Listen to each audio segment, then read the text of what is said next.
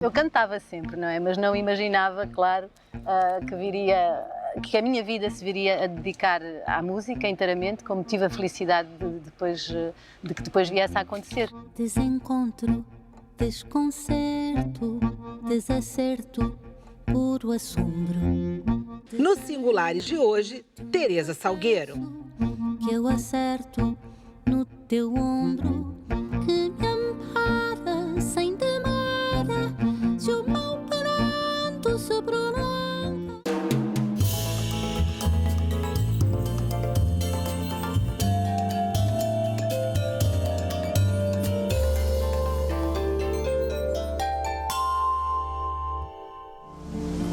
Ela foi a voz do grupo português Madre Deus por 20 anos.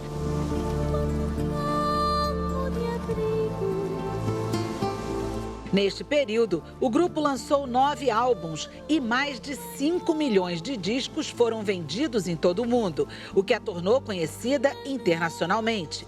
Há 10 anos, percorre uma carreira solo. Em 2007, gravou o CD Você e Eu, com canções de Pixinguinha, Tom Jobim, Chico Buarque e Dorival Caymmi. Seu último trabalho é o álbum Horizonte. É as distâncias que grito, este delírio, este espanto, que em tantos dias eu sinto. Mesmo que imaginasse que viria a cantar, nunca poderia imaginar tudo aquilo que aconteceu na minha vida e que de facto também foi muito inesperado.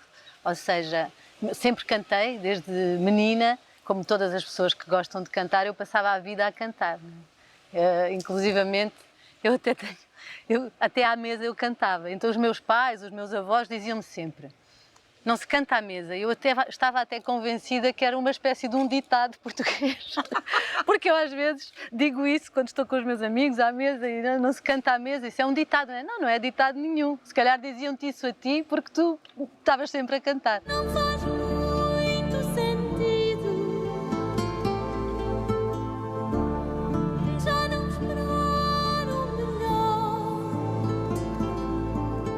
Tive a felicidade de começar a cantar profissionalmente com 17, 18 anos. Gravei o primeiro disco e fiz os primeiros espetáculos com o Madre Deus, com o qual estive 20 anos e fiz uma longa viagem à volta do mundo.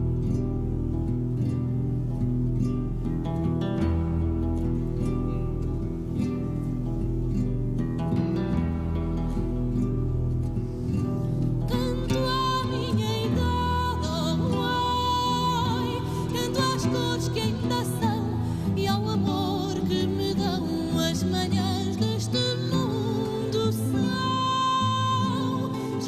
E tive a felicidade de começar a trabalhar com esses músicos, não é? Que eram músicos profissionais e que tiveram uma ideia muito original e que na altura em Portugal foi muito bem recebida, porque o país estava vivendo um momento pós-revolução, não é? A revolução do 25 de Abril deu-se em 1974, tinha eu 6 anos, e nesse momento, como o antigo regime tinha assumido para si como propaganda e desse mesmo regime todos os símbolos, muitos símbolos da Portugalidade, houve uma grande rejeição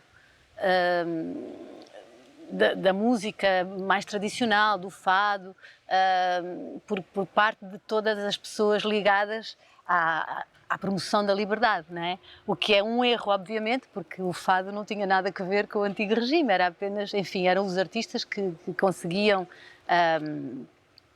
sobreviver e que faziam a sua vida, mas isso seria outra conversa. Entretanto, começou a haver, no início dos anos 80, um movimento de rock português e as pessoas estranhavam um pouco, não é? Porque também era uma fórmula de música anglo-saxónica, não é? Mas depois cantada em português, então as pessoas diziam: mas que estranho, esta música e o rock em português não soa bem. Claro que isso depois foi ficando. E o Madre Deus, quando apareceu, os Madre Deus, quando apareceram a fazer um género de música que era uma música que se inspirava na tradição urbana e na tradição da música urbana, que é realmente o fado, inspirava-se enquanto na alma, não é? Digamos assim, e também na música rural. Depois um pouco por todo o mundo inicialmente, e depois teve um grande em 1994 nós fazemos a banda sonora para um filme do Wim Wenders, ao mesmo tempo que fazemos também a primeira edição internacional dos discos dos Madre Deus, e a partir daí as turnês foram imparáveis. Ai, que ninguém lembra, nem o que sonhou. Mas há uma canção que ficou, há várias que ficaram e ficarão, espero eu, para sempre, dos Madre Deus. Uma delas é o Haja o que houver, que eu continuo a cantar. Essa é uma que eu gosto muito.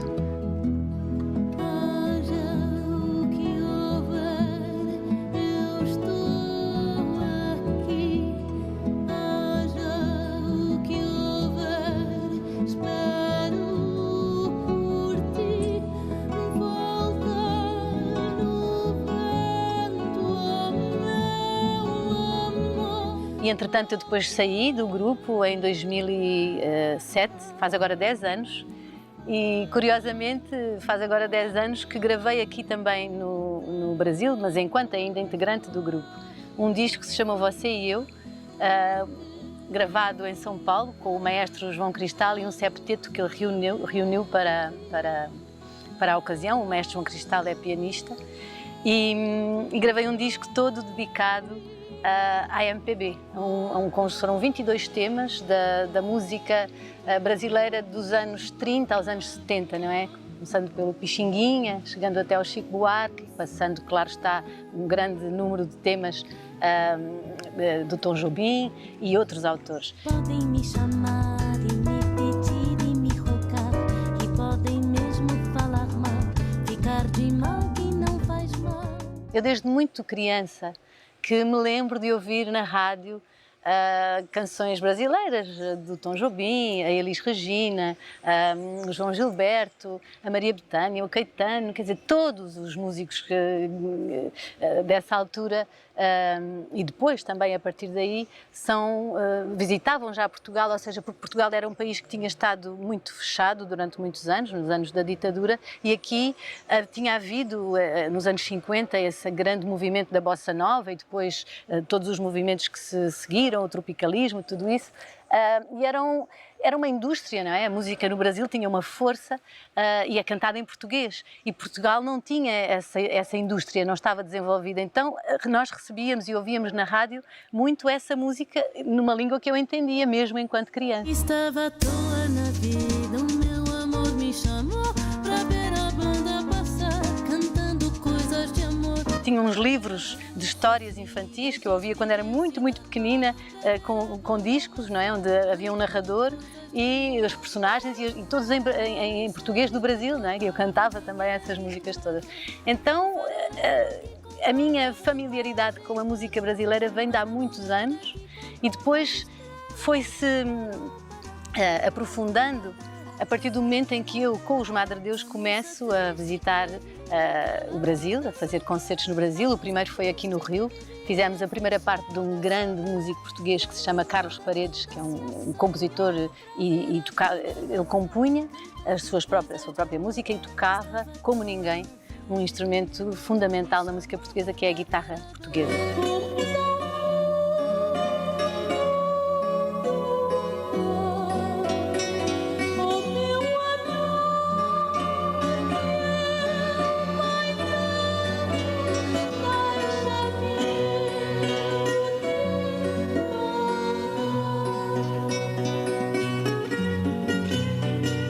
E nós viemos com ele à Sala Cecília de Meireles fazer o nosso primeiro concerto, e desde aí nunca mais parámos de vir ao Brasil, com muita regularidade, e eu fui-me apercebendo, não é, da força que a música tem no Brasil, e da quantidade de músicos e da naturalidade que a música tem aqui. Eu sou mais você e eu. No próximo bloco, Tereza Salgueiro fala de seu álbum Horizonte, da desigualdade, do papel da mulher e do amor pelo Brasil.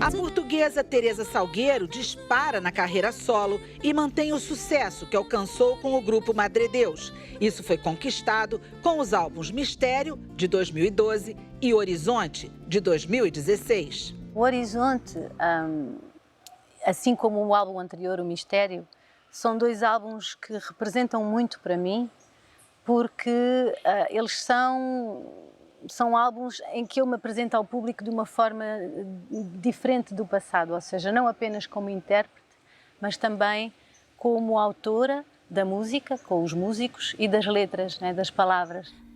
Alicia leva o meu canto. Então há uma grande proximidade, não é? Eu estou cantando as palavras que eu imagino, que são o meu pensamento, não é? Que refletem a minha forma de ver a vida, de ver o mundo. Pertenço aos montes longínquos, é dali que eu quero ser. Eu tenho um grande respeito, uma grande gratidão, um grande amor pela vida, que eu acho que é sagrada, não é? Que é uma dádiva que nós temos que preservar e que honrar a cada momento. A nossa e a de tudo à nossa volta. E o Horizonte fala-nos bastante disso. Recolhes sem um momento, com um sorriso que é teu, os pedaços deste caos, do que sou, de quem sou eu. É uma visão, fala-nos dessa ideia fundamental que é a capacidade de podermos olhar um horizonte, não é? Um horizonte límpido, representando esse horizonte dos nossos sonhos, aquilo que nós queremos alcançar. Num oceano profundo, abandono as minhas mágoas, ando tão longe do mundo, vou levada pelas águas. E também a capacidade de nos mobilizarmos, de caminharmos em relação a esses sonhos e de, ao caminharmos, termos plena consciência, desenvolvermos cada vez mais uma consciência do lugar onde nós estamos, não é? De que fazemos parte da criação, que é extraordinária à nossa volta, não é? Que fazemos parte também de um diálogo permanente com o mundo, tanto o mundo natural como o mundo humano, que também é natural, mas não só, não é? E da nossa responsabilidade. É uma lembrança que resiste, um tempo alegre que o abandonou, a casa que não sabe se ainda existe, o enredo adensou e a terra tremeu. Em algumas ocasiões bastante preocupada e bastante lúcida, ou com a minha lucidez, pelo menos, sobre certos traços do caráter humano, não é? Que desde há séculos se mantêm até hoje e que fazem com que este mundo que foi criado para todos e que é suficiente para todos, se ninguém atraiçoasse... Eu sempre que falo nisto lembro-me sempre de um poema maravilhoso de uma poetisa que eu amo muito, que é a Sofia de Melbreiner. Ela tem um poema que se chama A Forma Justa e ela diz, por belíssimas palavras que eu não vou reproduzir exatamente, mas ela diz isso, não é? Se ninguém atraiçoasse, o mundo onde nós nascemos está preparado para nutrir a todos. Cruzei montes, cruzei vales, caminhei por tempestades. Esta desigualdade extrema que existe, não é? É dolorosa de observar, de viver, de ver o sofrimento dos nossos irmãos, não é? E de ver que há certas características, eu acho que acima de tudo a ganância, não é? Que faz com que tudo o resto se corrompa e com que a distribuição dos bens essenciais não seja justa. E isso não faz sentido nenhum e cada vez faz menos sentido, porque nós já temos conhecimento, não é? Já temos a técnica, já temos a ciência, a sabedoria, temos as artes, temos a liberdade de expressão, temos uma consciência cada vez maior, individual e coletiva. E é um pouco sobre isto que eu falo. Este afinal o encanto que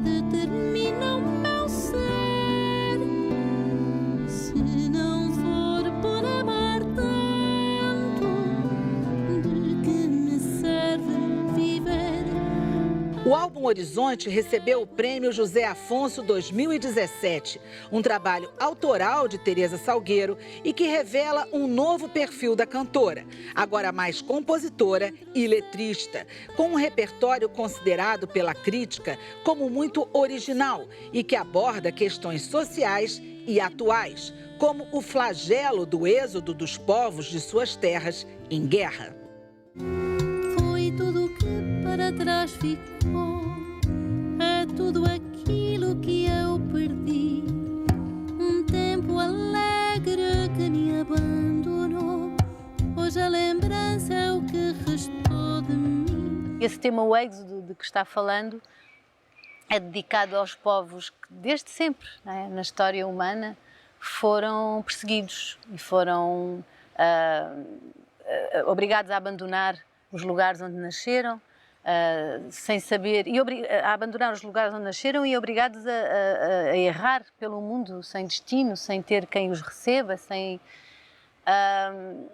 eu imagino que isso eu nem imagino o que é essa condição, não é? Penso que será a coisa mais dolorosa você ter que pegar nos seus filhos, não é? Ter as crianças para alimentar, ter os seus pais idosos, ter que partir e sofrer a incerteza total. E daí também a importância da memória, não é? De que nós não podemos esquecer as lições que a história nos vai ensinando. E, por outro lado, a memória que cada um de nós tem, individual e coletiva, enquanto comunidade, enquanto cultura, é muito importante de preservar, porque ela constitui o corpo com que nós caminhamos em relação aos nossos sonhos, em relação ao horizonte. Só com leveza te afago, só com leveza te afago. Eu acho que a mulher tem um papel de grande responsabilidade na sociedade, desde logo porque tradicionalmente, e é muito assim em quase todo o mundo, não é? As mulheres têm uma presença mais forte em termos de tempo e também da qualidade desse tempo com os filhos, não é? Portanto, elas passam valores aos filhos, nós passamos valores aos filhos.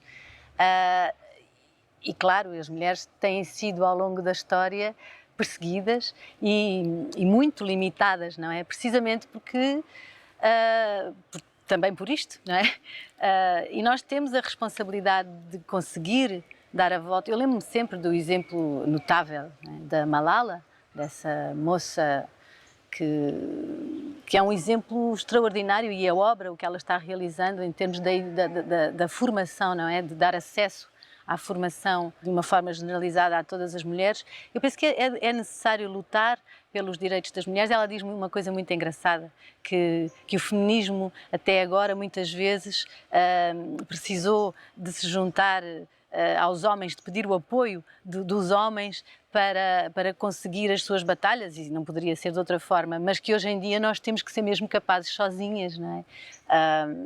E temos essa responsabilidade e temos essa... Nós somos seres, o homem e a mulher, que são distintos, não é? E temos tudo para dar um ao outro. E a mulher tem de facto uma sensibilidade desde logo por ser mãe, não é? Por ter que nutrir, por ter que acarinhar, mas também há mulheres que não são mães e que têm à mesma esse apelo por cuidar do próximo. Continua a ser muito complicado o papel da mulher, mas eu penso que estamos muito melhor do que já estávamos.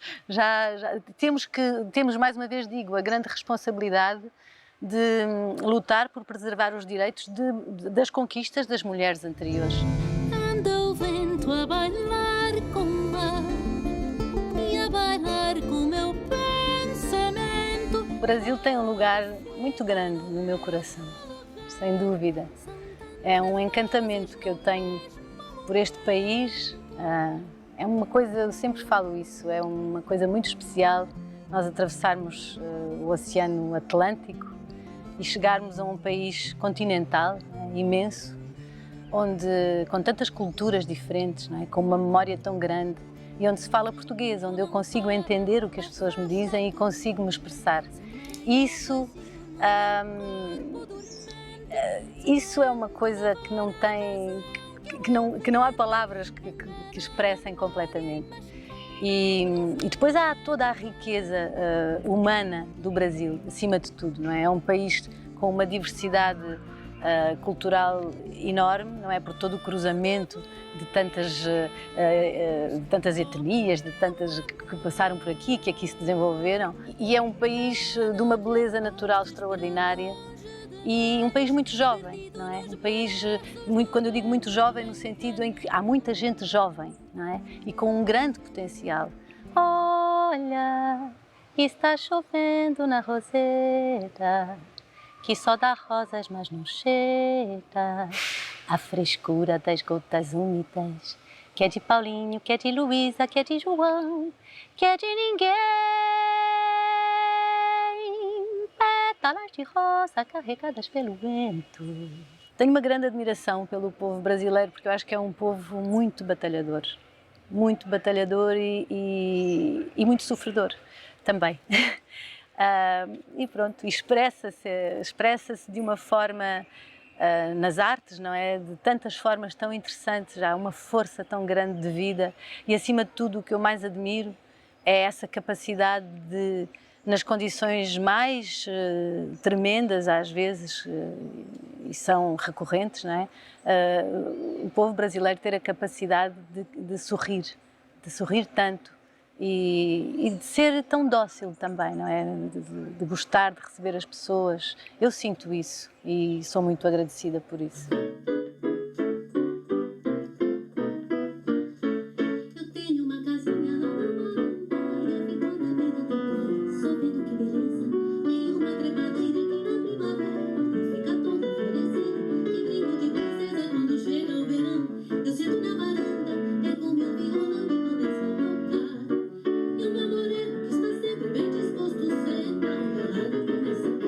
Nós temos o dever de amar o próximo e temos o direito de ser amados.